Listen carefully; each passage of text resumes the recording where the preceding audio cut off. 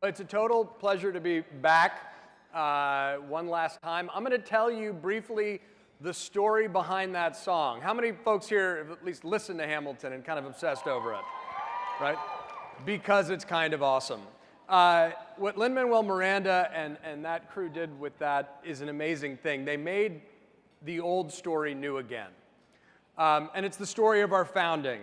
And it's recognizing the frailties and failures of the Founding Fathers, which I think makes them infinitely more interesting. Because when we put them on a pedestal, we make wisdom more distant. When we understand them as frail and flawed, they become more accessible. And there are times in our history where we need to draw on first principles and founding wisdom more. And I think this is one of those times. Because we are living in a civic stress test of sorts, where I think we're all realizing that we can't take democracy for granted, that it's up to us, to we the people, to form an infrastructure that's bigger than whoever's in the Oval Office. The song One Last Time is about the writing of George Washington's farewell address. And Washington's farewell was written in 1796. He published it in a newspaper with the greatest team of ghostwriters in American history, James Madison and Alexander Hamilton. And the song from the play actually is faithful to some of the lines from the speech. But what's fascinating is 150 years ago, everyone here would have known those lyrics, they would have known those lines, because Washington's farewell was at one point the most famous speech in America. It was more widely reprinted than the Declaration of Independence. It was civic scripture. It was taught in schools. Folks memorized it. And by the way, it's 6,000 words. So how this was widely memorized, I don't know, but it was. But then it fell out of favor and became almost forgotten until Hamilton's, the play Hamilton. But here's the thing. Imagine if we had a memo written by George Washington with an assist from Alexander Hamilton and James Madison, written for us today, explicitly about the dangers that George Washington felt could destroy our democratic republic, based on his understanding of history, the lessons of his life as a soldier, as a surveyor, as a statesman. And when you look at those warnings that he laid out, for us to read, they're really resonant. He warned about the dangers of hyper-partisanship, how that could destroy a democratic republic and had before. He warned about the dangers of excessive debt and foreign wars and foreign influence in our domestic debates and elections.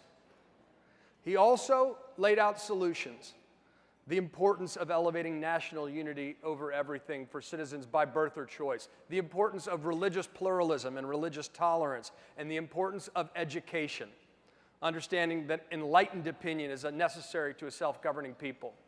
So I'm going to talk a little bit about those warnings Washington gave. You'll see how they're applicable today. And then talk about how we can carry it forward a bit and why President Obama actually included Washington's farewell in his own farewell address in Chicago at the end of his term. Hyperpartisanship is something we take for granted today, and sometimes folks excuse it as being all-American.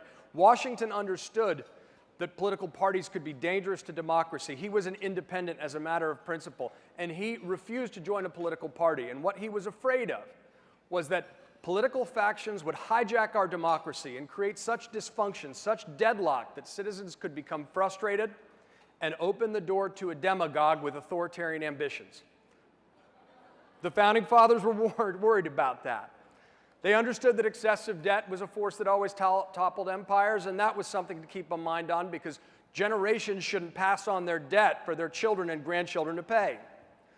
Foreign wars, when I was researching the book, I thought Iraq, I thought Vietnam, but Washington also talked about the danger of foreign powers trying to influence our domestic debates and determine our election outcomes. George Washington wrote that in 1796, folks. Vladimir Putin didn't make up that playbook all by himself.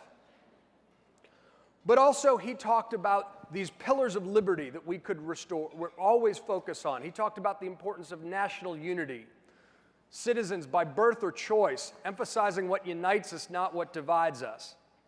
And he said that he warned that there would be politicians who tried to divide Americans against each other, and he called those folks pretend patriots, because Washington understood something deep, which was that our independence as a nation was inseparable from our interdependence as a people. He elevated the importance of political moderation, something we don't do very often today.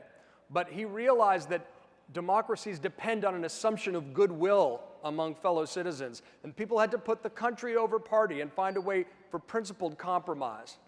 That's something we've lost. He understood that America wasn't founded as a narrow Christian nation. He was not an orthodox believer in faith, but he was passionate about religious diversity and religious pluralism. And he wrote a beautiful letter to the Hebrew congregation talking about America as a beacon of religious liberty, something that was unique in the world. He also understood the importance of education because he didn't have one. He wanted to build a national university to bridge our divisions, and because he understood that enlightened opinion is necessary to a self-governing society. We need to emphasize civic education again. We want to invest in education always because it makes us a stronger society. Look, the Founding Fathers can seem distant. They can seem cold. And sometimes it doesn't translate. And as Lin-Manuel Miranda said to me in an interview for the book, we need to embrace the contradictions. We need to embrace the contradictions to make the old stories new again. But what I'd say is we face this civic stress test.